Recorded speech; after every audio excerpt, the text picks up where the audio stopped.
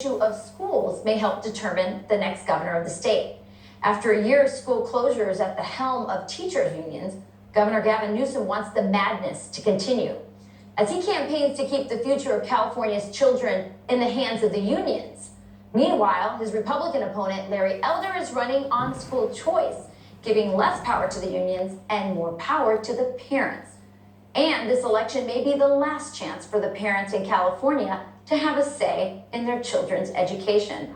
Joining me now is California gubernatorial candidate Larry Elders. Larry, welcome to the show.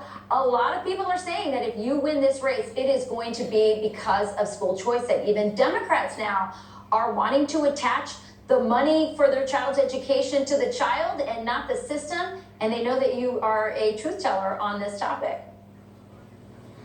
Well, that's right, Rachel. Thank you for having me. And it's why former State Senator Gloria Romero, who's a Democrat, and she's still a Democrat, crossed party lines and supported me because of the issue of school choice. 2 years ago, about 63% of Hispanics voted for Gavin Newsom.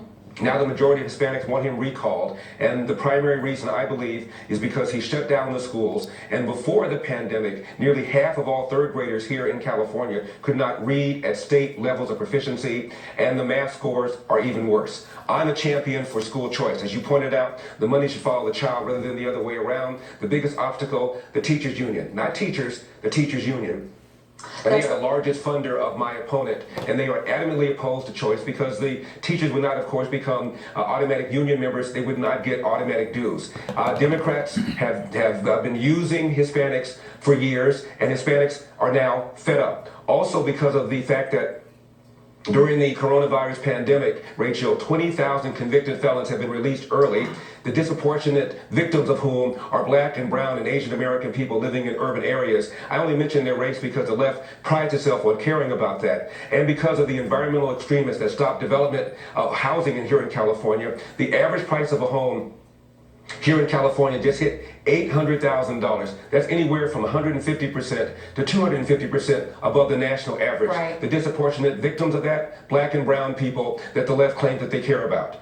Absolutely. A lot of people think you have the wind at your back, but you seem to be concerned about some shenanigans that could be happening at the ballot box. Or maybe in the mail. Well, I am.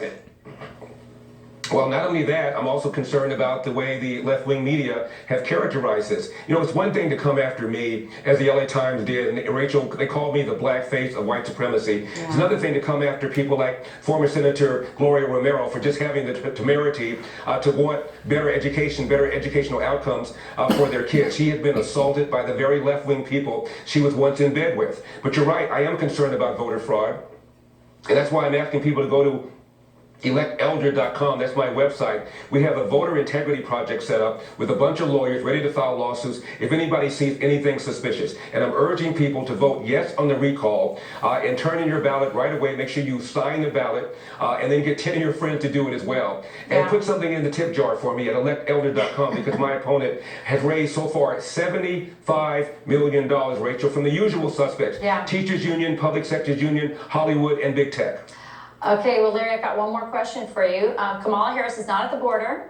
She's nowhere near Afghanistan. I hear she's in California helping Governor Newsom, but I understand she's also not very popular in California. So I guess my question to you is, did you arrange for this fundraising trip with Kamala for Governor Newsom? Well, I welcome her coming here. I hope that she defends Gavin Newsom the way she's defended the Afghan policy. By the way, Gavin Newsom is the only major politician I know of who's praised Joe Biden for how he's handled the Afghanistan disaster. They give you a mindset into how he's handled crime and homelessness and the rise of cost of living and rolling brownouts and our water shortage here in California. He's been an absolute disaster, and the way he's characterized Joe Biden's handling of Afghanistan tells you everything you need to know. Well, Larry, it's coming down to the wire. We wish you luck. Thank you very much for having me, Rachel. I appreciate it. Of course. All right. Is this woman teaching a class or handling uranium? Why is she dressed like she's ready to enter a nuclear reactor? We're going to find out next. Stay with us.